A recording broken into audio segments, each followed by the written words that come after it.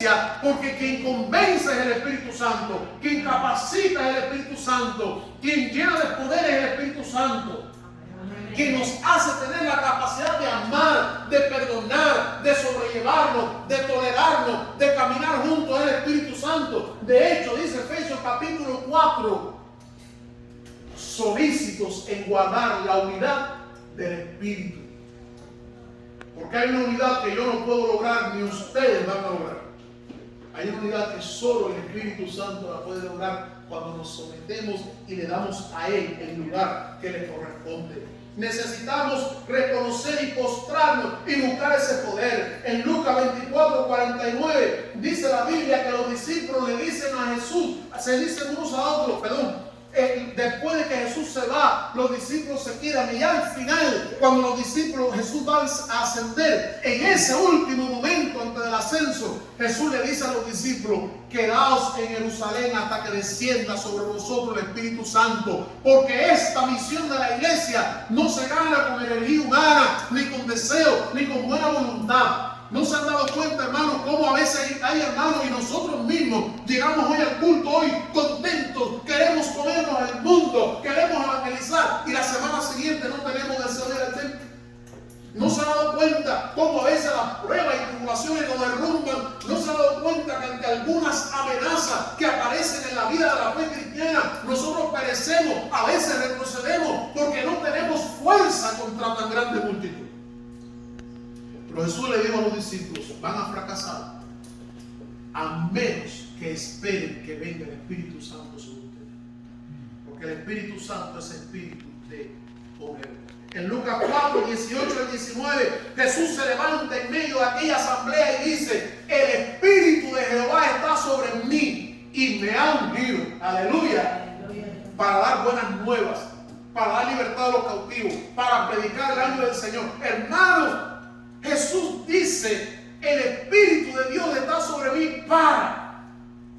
El mismo Dios hecho hombre reconoce que su capacidad para predicar las buenas nuevas, libertad a los cautivos, para anunciar el año agradable del Señor, para ayudar a los pobres, para evangelizar y transformar el mundo. Jesús dice: esa capacidad, el Espíritu de Dios es quien me la da. ¿Para qué nos ha pasado a nosotros? En los últimos tiempos hemos perdido, hemos cambiado el poder de Dios por todo otro poder. Nuestras iglesias muchas veces tenemos que apelar a un montón de estrategias y tenemos que decir: no podemos alejarnos de la modernidad, tenemos que usar esos métodos porque son los métodos que funcionan, y nosotros apelamos a eso, y muchas veces ese no es más que el resultado de que hemos perdido el poder del Espíritu Santo. Amén. Y al perder eso tenemos que apelar a otra fuente de poder para nosotros lograr nuestros objetivos. Pero volvamos ahí. Volvamos a la cruz. Volvamos a Pentecostés. Volvamos a ese lugar cuando Dios envió el Espíritu Santo. Volvamos a esa iglesia que cuando Pedro estaba en la cárcel dobló su rodilla y clamó, y el Espíritu de Jehová obró. Volvamos allí. Me gusta leer la historia de los cristianos. Carlos Finney, un predicador que llegaba a cualquier lugar y antes de entrar al pueblo levantaba sus manos, se tiraba de rodillas y no paraba de orar hasta que Dios le diera la convicción de que las almas ya habían sido confrontadas con el poder del cielo. Y cuando él llegaba y predicaba, la gente se convertía, no porque él fuera Carlos Finney, sino porque el Espíritu Santo obraba.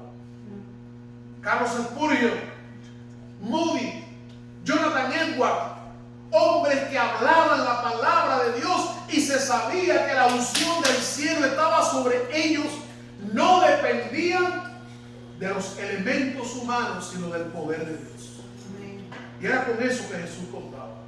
Jesús nunca prometió a la iglesia que sería rica o próspera. Nunca prometió que las arcas estarían llenas. Jesús lo que prometió es que si vivimos en el poder del Espíritu Santo, conquistaremos el mundo para acá. Amén.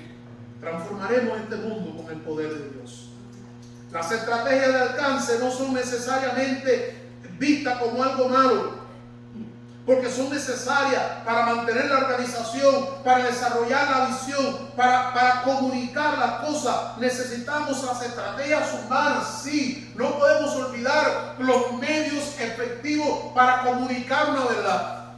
Eso no podemos olvidarlo. Pero tenemos que entender que muchas estrategias y métodos que usamos hoy no son más que el resultado de que nos vemos sin poder ante el mundo que vivimos y estamos buscando cómo alcanzarlos. Cuando el Señor dice, paraos en los caminos, paraos en los caminos, dice el profeta Jeremías, y preguntad por las sendas antiguas cuál sea el buen camino y andad por él. Volvamos a la senda antigua, que la vida ha demostrado que lo antiguo del Evangelio es lo que le hace efectivo en el mundo moderno. No es la modernización de la iglesia, es volver a las sendas antiguas, a esa iglesia que no tenía nada, pero tenía el poder de Dios. A esa iglesia que no tenía nada, pero clamaba. Y Jesús le está diciendo a esa iglesia naciente, les estoy dejando el legado del poder. No solamente les estoy llamando a estar enfocados, les estoy diciendo cómo obtener el poder y de dónde viene el poder para lograr conquistar lo que ustedes quieren. Dios quiere que trabajemos, Dios quiere que sirvamos, Dios quiere que prediquemos, pero recordemos que nuestra efectividad depende del cielo, no de nuestra capacidad de proyectar. El poder del Espíritu Santo, hermanos, es vital para servir. Es vital para servir. Cuando eligieron los diáconos en Hechos 6, dice, busquemos 7 varones. Y entre las cualidades decía, lleno del Espíritu Santo. Y la pregunta es, para servir comida, ¿hace falta estar lleno del Espíritu Santo? Miren, en mi cabeza no. Lo único que hace falta para servir comida es que tú tengas 2 dedos de frente y compartas la comida. Pero en la mentalidad de Dios, aún para repartir un pedazo de pan, se necesita estar lleno del Espíritu Santo. Amén. Se necesita el Espíritu Santo y su poder para servir. Primera de Corintios 12 nos habla de ello. Se necesita del poder del Espíritu Santo para vivir separado del pecado. Eso es lo que significa santidad. Si no hay santidad o falta de santidad, significa vida de pecado. Santidad significa apartado del pecado. Y para estar apartado del pecado necesitamos poder del Espíritu Santo. No hay manera de vencer el pecado sin el poder del Espíritu de Dios. No hay manera, no existe. Drogadicto seguirá siendo drogadicto. El ladrón, ladrón. El alcohólico, alcohólico. El mujeriego, mujeriego. El adúltero, adúltero, etc. A menos que el poder del Espíritu Santo nos tome, nos saque y nos sostenga en él. Necesitamos el poder del Espíritu Santo para conservar la unidad.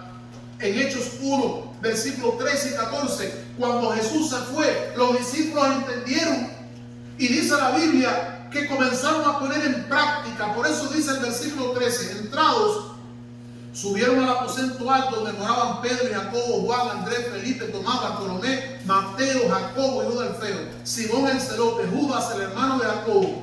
Todos estos perseveraban unánimes en oración y ruego con las mujeres, con María la madre de Jesús y con sus hermanos. Y allí comenzó la cosa, hermano.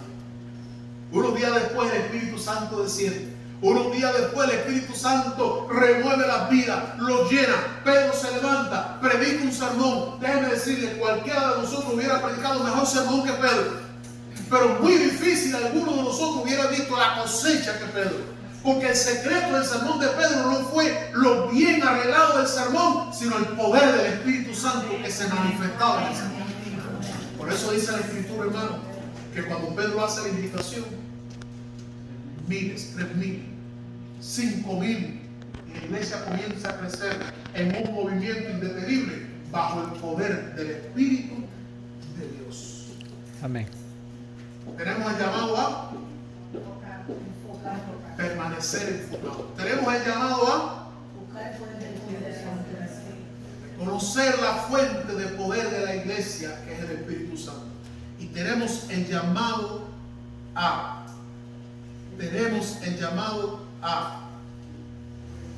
permanecer en el llamado que hemos recibido de parte de Dios.